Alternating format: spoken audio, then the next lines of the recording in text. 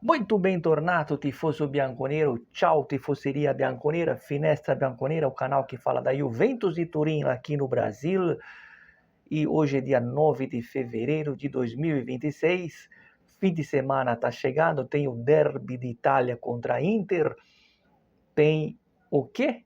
Carnaval. E depois, fim do mês, a gente vai sortear vários brindes. Esse mês, por exemplo, se você for inscrito, a gente vai sortear uma pulseirinha da Juventus, uma pulseira com uma branca, uma preta e uma branca, né? 3 em 1. E durante todo o segundo turno haverão outros brindes a serem sorteados aqui no canal, como por exemplo, essa belezura aqui, ó, diretamente de Turim, etiquetada. Você pode ser o vencedor deste, não vou chamar de mochila, né? É uma espécie de mochila, é da família da mochila. Quer ganhar? Seja inscrito e deixa o sino ativado e não perca os próximos vídeos do Finestra. Mas esse mês vai ser a pulseirinha que a gente vai sortear aqui no canal, tá bom? Ragazzi, é o seguinte, eu coloquei na capa aí o árbitro da partida de ontem, mas não é um vídeo para chorar de arbitragem, tá? Não é um vídeo choradeira, muito pelo contrário, né? Mas eu tenho umas coisas interessantes para dizer. Por exemplo, uma reflexão que não tem nada a ver com a arbitragem, mas veja como o futebol é curioso, né? Como mexe com as nossas emoções. Algum tempo atrás, quando o Alegre era o nosso treinador, a gente vencia uma partida mal e porcamente, jogando mal ou não jogando nada, muito menos merecendo vencer. E a gente vencia com aquele alegrismo, né, 1-0, muitas vezes jogando mal. E no campeonato italiano eu sempre falei, o que importa são os 3 pontos. Na Champions não, na Champions os 3 pontos valem na primeira fase. Na segunda fase tem que ter algo mais, tem que ter um futebol apresentável para avançar de fase. No campeonato italiano você pode jogar mal desde que você vença e faça os 3 pontos, não importa como você joga, porque no final o que vai contar é o caneco na sala de troféus. E eu me incluo nisso, tá? Nós torcedores, isso aqui é uma reflexão, tá, meus amigos? A gente falava, pô, com esse futebol chato, tosco, esse futebol que a gente dá sono, a gente vê, não tem prazer em ver a Juventus jogar, e no final a gente ficava feliz só pela vitória, só pelos 3 pontos. A coisa inverteu nos últimos 2 jogos, né? A Juventus jogou muita bola contra a Atalanta e ontem jogou menos do que contra a Atalanta, mas jogou muito mais que a Lazio, né? E jogou bem, mas perdeu. Aliás, empatou. Olha o sabor de derrota me pegando aqui no pulo. O empate com o sabor de derrota. É curioso, isso aqui é uma reflexão, tá? Uma conversa que a gente joga fora de torcedor para torcedor, né? É um ponto importante. No final do vídeo eu vou falar de uma coisa boa, né? Porque a gente merece coisas boas, nós os juventinos, né? Hoje a Juventus é inegável que com o Spalletti a gente tem uma cara, tem um time de futebol. Eu não estou aqui analisando performance de jogador individual, falha individual, não é isso. E muito menos resultado. Eu vejo uma Juventus em campo e a tendência é evoluir, né? Quando eu digo evoluir, é já pensando na temporada que começa em agosto, né? No próximo campeonato, a Juventus está no caminho certo para voltar a ser uma Juventus vencedora. Atenção, a gente não ganha um título italiano, vai fazer 6 anos, ganhamos uma Copa da Itália 2 anos atrás, é verdade, mas o título do campeonato já vai para 6 anos. Só que nenhum outro clube abriu um ciclo. Nós tivemos o Napoli vencendo, a Inter venceu um, depois o Milan, aí voltou a vencer o Napoli, agora voltou a vencer a Inter, mas não teve um ciclo, um clube que ganhou, por exemplo, 3 consecutivos, né? E quando eu falo a Juventus voltar no caminho das vitórias, eu vejo no mínimo um bicampeonato, né? Eu vejo esse time sendo construído independente dos resultados que estão acontecendo. A gente voltou a ter um time de futebol e voltou a ter prazer em ver a Juventus jogar. Agora, analisar falha de jogador, de goleiro, de diretoria aqui no contrato, isso é uma outra história. E é uma outra história também dizer que o resultado não veio por conta do juiz. Não é isso que eu estou dizendo desde ontem e não é esse o propósito dessa capa que eu coloquei aí, o senhor Guida. O futebol, uma vez o Daniele Massaro, ex-jogador do Milan, jogador da Itália, disse que é feito de capítulos e de episódios durante 90 minutos. E é verdade. A Juventus ontem não ganhou a partida, primeiro porque o Locatelli perdeu uma bola infantil e saiu o gol dos caras. O Locatelli que tem crédito, tem jogado bem. Segundo, porque Di Gregorio falhou sim num dos gols. Terceiro, porque o Cambiasso continua errando passes infantis e decisivos. Quarto, porque, evidentemente, nós não temos um atacante. A Juventus cria oportunidades, mas não tem um cara que põe para dentro. Né? O Davi não é esse cara. Até acho ele muito mais efetivo como uma segunda ponta, um segundo atacante. E mesmo que ele, nessa função ele é fraco, ou pelo menos por enquanto está sendo fraco.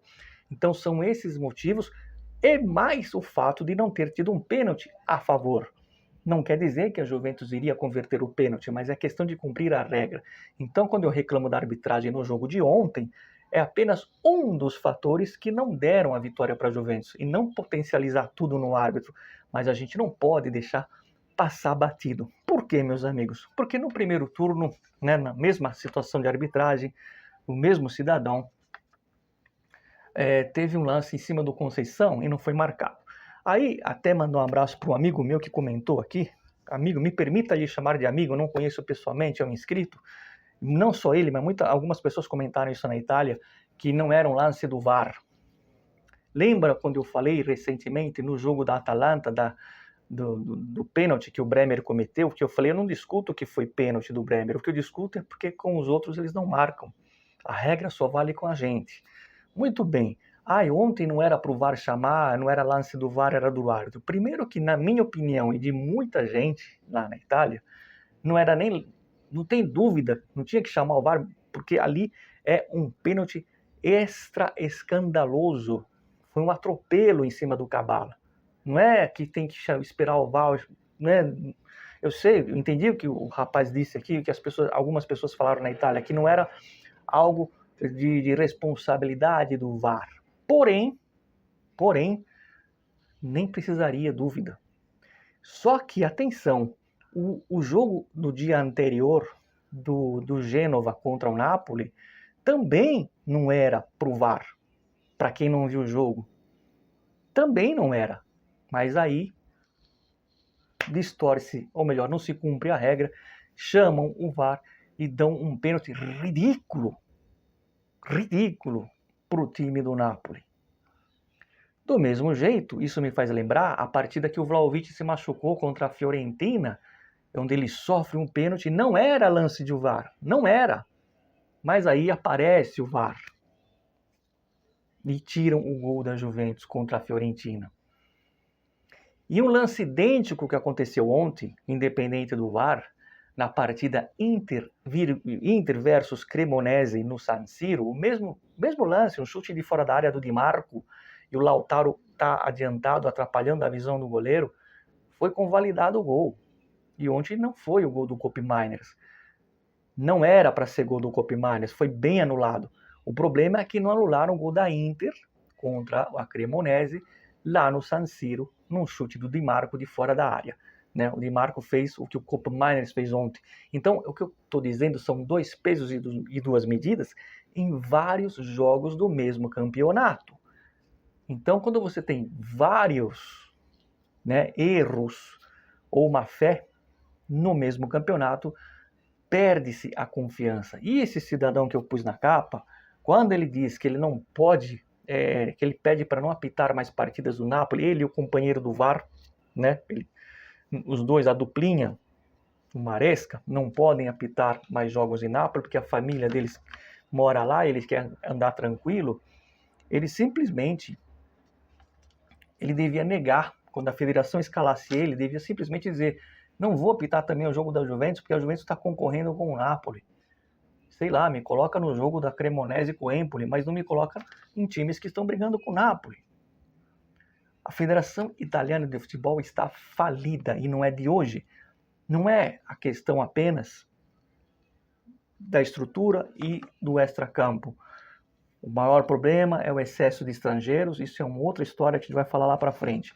Mas o sistema da Federação Italiana, quando eu falo sistema, não é no sistema de corrupção. a estrutura do futebol italiano está falida, tá? E a federação, repito, venho dizendo há alguns anos, é muito mais preocupada com questões de política. Então, esse é o ponto que eu queria trazer para você. Os dois pesos e duas medidas. Eu fiz uma anotação aqui.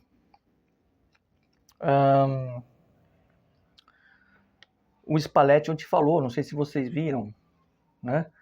Falou da arbitragem. Falou, olha, nós tivemos em campo 22 profissionais e um que não era profissional, justamente o árbitro. Fez bem o Spalletti. Agora eu abro e fecho parênteses. Eu sei que a Juventus não se posiciona, não se manifesta em questões de arbitragem. Isso é uma coisa cultural na Juventus, ganhando ou perdendo, num período de vitórias ou de derrotas sem títulos, como é o momento atual, a Juventus não se posiciona. E eu entendo isso da Juventus. Não quer dizer que eu concorde. Depende da situação. Em alguns pontos eu concordo e outros eu discordo. Por exemplo, nesse de ontem eu discordo desse posicionamento da Juventus. Eu entendo, historicamente a Juventus é assim. Quando eu era garoto e comecei a torcer para a Juventus, eu não sabia desses detalhes. Depois, na adolescência, eu entendi o que é o famoso estilo Juventus e eu respeito. Quando você vai torcer para um time, você tem que conhecer o time como um todo, inclusive o ao redor do time, não só historicamente as conquistas dos jogadores dentro de campo, mas o seu perfil de clube, né? Então, entender é uma coisa, concordar é outra. Eu entendo que a Juventus é assim, que ela não se manifesta. Em algumas vezes eu concordo que não tem que se manifestar, em outras eu discordo, como é nesse caso do jogo de ontem. Tinha que ter lá a palavra para alguém falar. E eu sei que o Elka não é esse cidadão, não vai falar isso nunca, né? E é por isso que, além de um camisa 9, que a gente precisa urgente de um camisa 9, a Juventus já está conversando com um camisa 9, tá, para o mercado do meio do ano. Vou dar uma dica, é um velho conhecido ou novo conhecido, fecha a dica, fecha o parênteses. Além da figura de um camisa 9, que falta, porque os gols estão saindo através de Kalulu, de McKenna, de Bremer. Cadê o 9 para fazer gol? Além da figura do centroavante, a gente precisa da figura de um presidente. Pode ser o Agnelli ou qualquer outro que seja ligado ao futebol. Por exemplo, poderia ser o Chiellini. É um exemplo, tá? Para não ficar só naquele mundinho de Agnelli. Poderia ser o Chiellini, poderia ser o Del Piero, poderia ser o Platini, se ele aceitasse, não importa. Poderia ser o Bétega, Roberto Bétega. Enfim, alguém ligado ao futebol que levantasse a voz e no dia de ontem viesse e colocasse a cara nas telecâmeras, como a gente fala na Itália, diante da imprensa e dissesse: esse tipo de patifaria nós não vamos admitir, tá? Então, falta na Juventus a figura de um presidente. Se for o Agnelli, ótimo. Se for outro, ótimo. Mas falta, né? É isso. Ponto final no vídeo de hoje? Claro que não. Eu falei que tinha uma coisa boa. Ontem eu falei para vocês, se vocês perceberam quanto o Vlahovic vibrou com o gol do Kalulu, o gol de empate, jogada do Bogá, hein? Bogá que entrou bem contra a Atalanta e ontem fez a jogada do gol, né? E não sei se todos viram, quem não viu, eu quero mostrar para vocês essa imagem muito bonita, muito emblemática do nosso Dusan Vlahovic.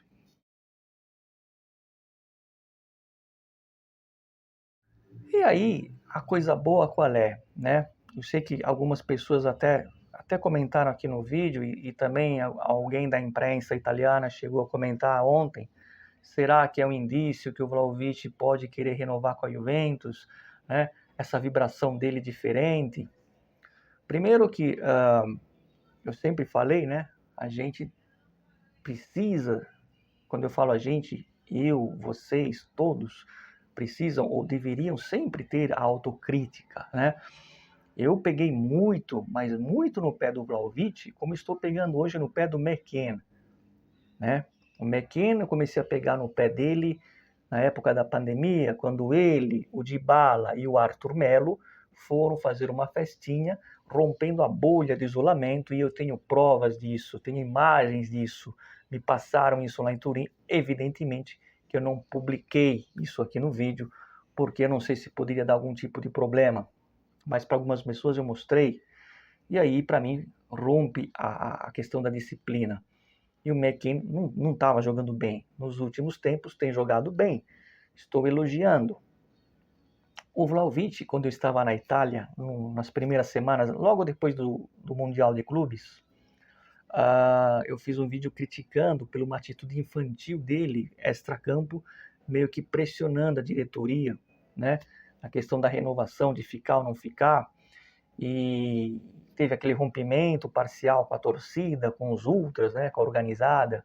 E eu fiz um vídeo criticando o Vlahovic. Eu estava em Salerno, se vocês procurarem até uma paisagem bonita, atrás de mim tinha uma praça, uma igreja.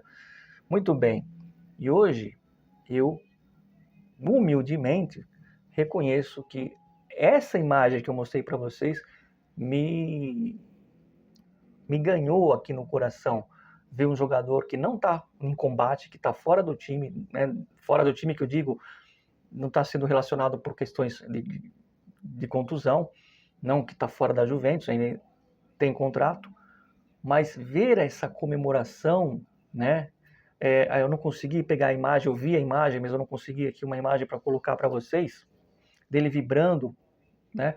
Como se fosse um torcedor da Juventus naquele momento de empate com sabor de vitória. Isso me ganhou.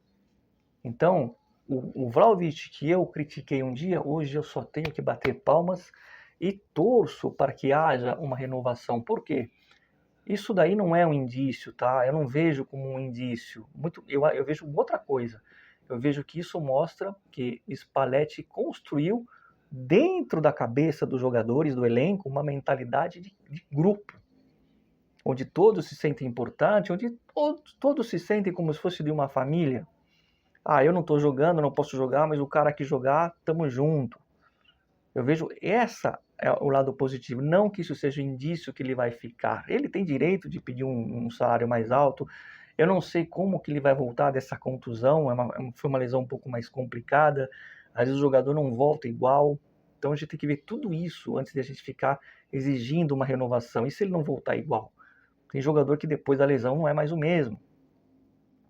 Mas vamos pensar da seguinte forma, ele vai voltar bem, né? Não vai voltar irreversível, vai voltar a jogar perto do que ele jogava, não foi tão danoso assim, não é algo crônico.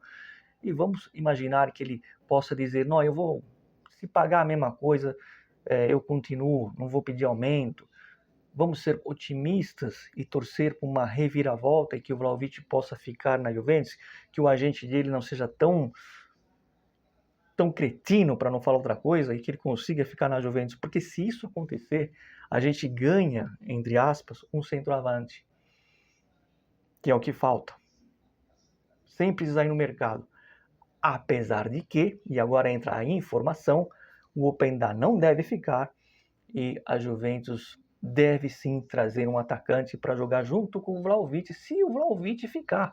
Se ele não ficar, vai ficar o Davi e esse novo que deve chegar. Vai mais uma vez a dica. O Vlahovic já jogou com ele. Tá bom? Like no Finessa Bianconeira. Nos vemos. Sempre Forza Juve. Fino alla fine. Aqui a gente não arruma desculpa de arbitragem. Mas se errar contra a Juventus, se for de má fé, a gente vai falar. Sabe por quê? Porque a vida inteira a gente leva a fama de ser ladro, de ser ladrão, de roubar partidas. E a prática, historicamente, mostra o contrário. Eu ainda vou fazer um vídeo que vocês vão cair para trás sobre um campeonato italiano que nem eu era nascido, né? E, enfim, nos vemos.